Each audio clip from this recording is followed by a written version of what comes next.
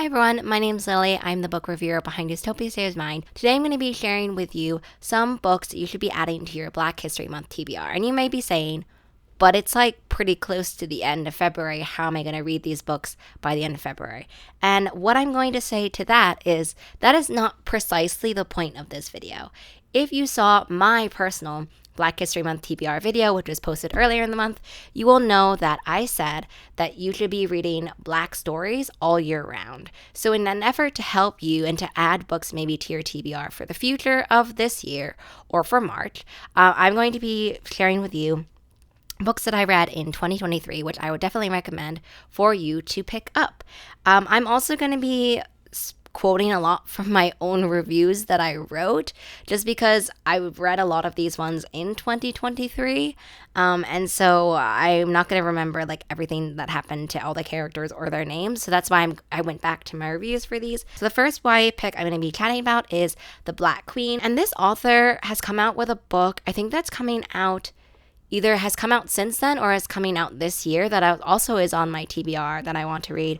But The Black Queen was this like murder thriller mystery kind of book.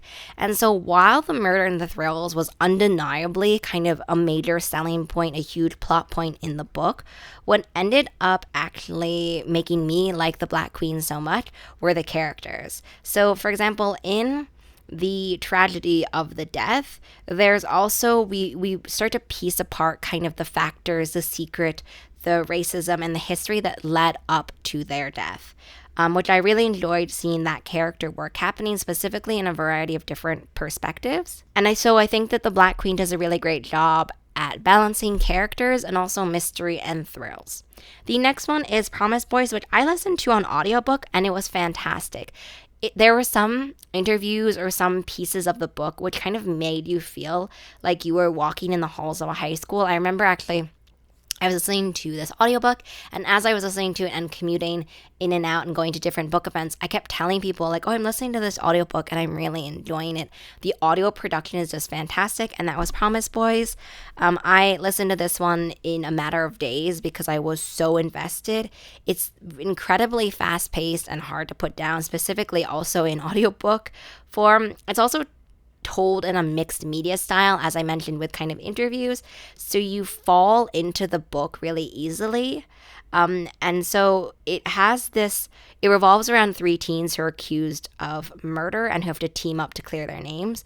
But I thought that what the book does really well is that it establishes this tension that doesn't really let go of you, which I thought was very impressive considering in a lot of books, sometimes the tension can ebb and flow, but this one for me was just kind of a non-stop sprint to the end. The next one is Promposal. One of the things I loved about Promposal was it talks about the riskiness of love. That's one of the main themes of this book, and how we never know if it will pan out. Should we risk our heart? Should we try to fall in love even if we could get hurt? What if it ends?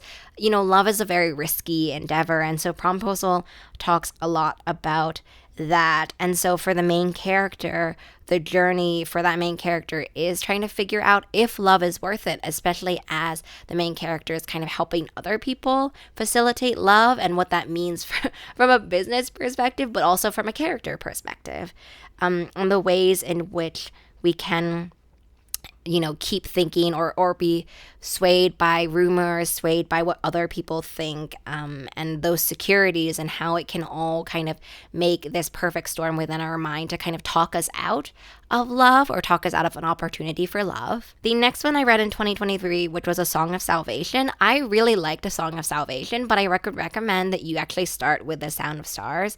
It all takes place similarly linked in this world, and by the time that you read, or by the time I read A Song of Salvation, it was just made more meaningful by the sort of cameos and the references from other books. So this is one of those ones where, yes, you could read it as a standalone, but I would 100% recommend you just read Alicia Dow's first book that is related to this world, which is The Sound of the Stars. I really loved this debut. I love that it was about rediscovering hope. It starts off in a kind of bleak sort of post alien invasion world. One of the main characters has really been seeing the first-hand effects of racism and microaggressions on her family, especially in this kind of post-alien world. And so perspective really resonated with me. And so throughout the whole book, The Sound of the Stars. It's about kind of rediscovering our hope for change and our also hope for our own individual impact on that change. The next one is You're Not Supposed to Die Tonight. I really enjoyed Cinderella's Dead, and You're Not Supposed to Die Tonight was the author's latest release from 2023. Coming up is another, I think, fairy tale Sleeping Beauty, I feel like, retelling coming up in 2024. It's like Sleep Like Death. That's not actually the title, but it's something similar to that.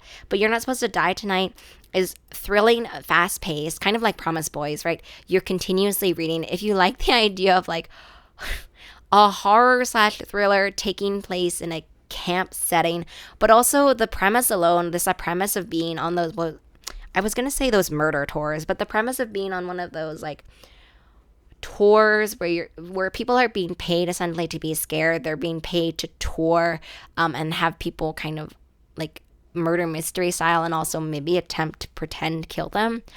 It's not something I would ever want to do, but You're Not Supposed to Die Tonight is incredibly fast paced. I think I actually read this also in one day, and it's just kind of a weekend of horror, mysteries, secrets, and a lot of action all at once. I would not have been able to read this in the dark, which is, I think, why I read this in one day, especially as someone who grew up in the woods. Like, this is not necessarily for the faint of heart woods scaredy cat people like me reading. And I thought that what I really liked is the way that it's very much kind of the forefront of this book is action and mystery, but the second kind of subtle theme that they talk about not being able to know who you can trust, was really fabulous. The next one is Their Vicious Games, which I remember reading Their Vicious Games multiple times and just having to sit for a minute and think about how much I was enjoying this book. It's like a book that's kind of about deadly competitions, but also very much talking about racism and elitism, specifically also within kind of academic schools or dark academia settings.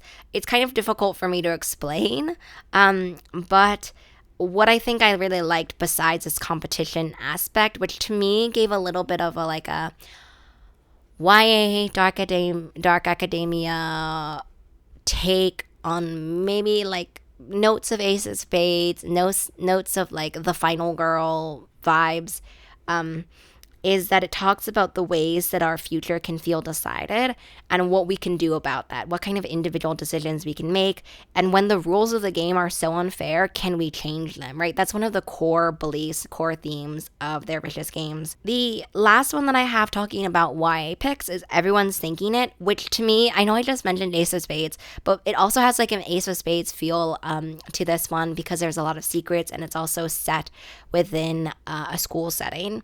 And there's a lot of mystery about who is revealing these secrets and these desires and what these secrets reveal about us and sort of the masks and the facade that talks about for who we are and who we present to the world. Also, I loved the dual perspective in that allows us to see kind of what we're willing to do, what we have to do to survive, to assimilate, to kind of sacrifice what we want and who we are in order to set ourselves up for fitting in, for being popular, for like what society may deem as success, and sort of the places that we hide which, you know, aren't safe. This consistent, constant game of sacrifice and safety and security where, you know, all of these things are those different bar graphs, right, that are going up and down and how we balance that.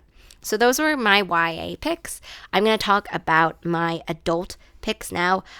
So I read The Faithless in 2023, but obviously if you haven't read The Unbroken, you should read The Unbroken. So The Unbroken is the first book, and this is a adult fantasy book that is so deeply committed to exploring colonialism and rebellion, identity, and colonization, sort of how we can make sense of all of those three kind of things in relation to our own identity. It's full of a past that needs to be unearthed and needs to be discovered. There's prejudice, discrimination. There's a political and colonial situation that I think the politics really come out in The Faithless, and they're definitely sort of set up as a foundation in The Unbroken, but it really comes out in The Faithless. I cannot wait for The Sovereign coming out sometime. I'm not exactly sure when. But The Unbroken feels like this mix of inevitability and also the journey to becoming something that no one expects. Colonization can sort of, and specifically in the Unbroken, make weapons of who we are. But what happens when we're someone that no one expects? You know, a wild card thrown into this very deadly political situation about trying to figure out what our future holds for us. Similarly, I read The Blood Gift, I think is the sequel, but it's actually the sequel to The Blood Trials. Again, if you haven't read The Blood Trials, you're not going to read the sequel. But The Blood Trials is this speculative fiction book which has kind of a magical and deadly competition, but it's also a book that explores privilege and racism in a speculative fiction setting. If you love a vengeful main character who is not afraid of spilling blood, 100% you should read The Blood Trials. It starts off as a quest to kind of bring her grandfather's murderer to justice, and it ends up kind of just about exposing corruption, right? If that's the kind of character arc you like, then you definitely should read this one. There's betrayal, manipulation, there's deadly competition scenes, there's sort of training scenes. It kind of deeply exposes elitism, nepotism, racism, all of these, and the ways that the competition is used to interact with all three of those forces was really fascinating, and how tradition can uphold really problematic institutions. And the final one that I want to talk about is Cherish Farah. Cherish Farah is written by Bethany C. Morrow, which I originally read a YA book by Bethany C. Morrow, but Cherish Farah, I think, was Morrow's first adult book. I could be wrong. But it is a book about like the intimate and intense intricacies of friendship. That is, if you take nothing away from what I'm talking about to you for this book, that's what you should take away. It's about kind of letting family and friends see all of our jagged edges of our lives, and also the lives we conceal from everyone else. This kind of dichotomy between who we are when we're surrounded by people that we trust, and who we are when we're surrounded by no one that we trust. It has really fascinating character developments. It's also something that is really difficult to talk about without spoiling it, because there's very much a vibe and a theme of mystery and sort of revelations and secrets. But I thought that what I remember thinking about with these layers upon layers of secrets, hints of unreliability, and the simultaneous exploration of want, ambition, and desire, were that you're very much like, who is really controlling the situation? Who is really the one who's going to end up on top? And finally, I want to talk about romance picks that I really enjoy. The first one is That Time I Got Drunk and Saved a Demon. I think I ended up reading 2 of the 3 books kind of back to back in 2023.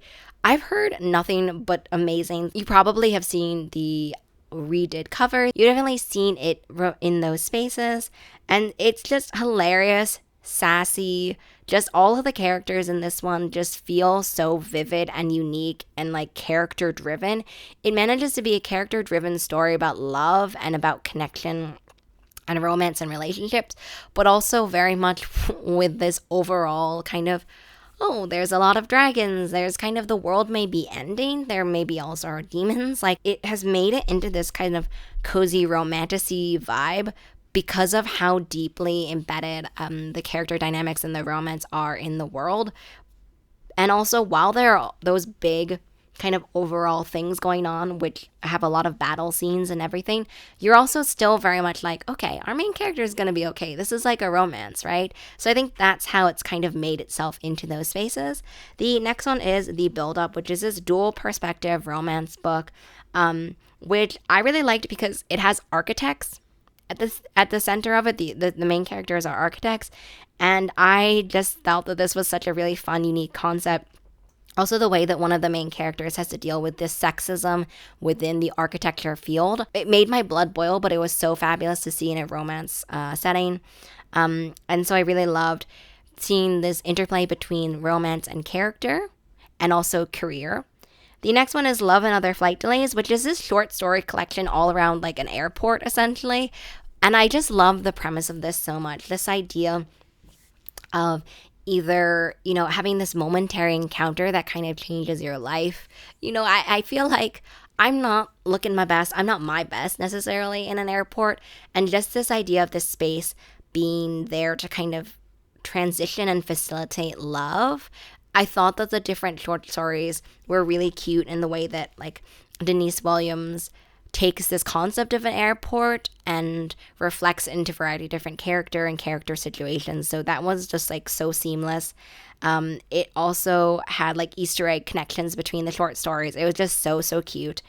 And finally, the last one is Get a Life, Chloe Brown. I talk a lot, I feel like, about how much I love Talia Hibbert's books, but Get a Life, Chloe Brown is definitely my favorite. It is just a delightful story. The Chloe Brown is like hilarious, sassy, geeky heroine, and the main character, or the love interest as well, is just like this handsome handyman with like the softest of soft hearts. There is so much chemistry, there's so much attraction, and also not only sort of physical attraction, but character attraction to each other kind of as people, which I think is the core of why I have loved all the Talia Hibbert books I've read. What makes a good romance book to me is that you can really see and appreciate the character developments for the main characters, as well as sort of the main characters' interactions, right? I want to see an individual character grow at the same time as I see the relationship or the relationship between them grow as well. And I think that's what I've loved about the Brown Sisters series. So those were my picks. Definitely there are so many more, but these were just ones from 2023 that I definitely wanted to highlight and mention. Let me know down below what books you're going to be adding to the continual rest of your 2024 TBR, and I will see you in the next video. Bye!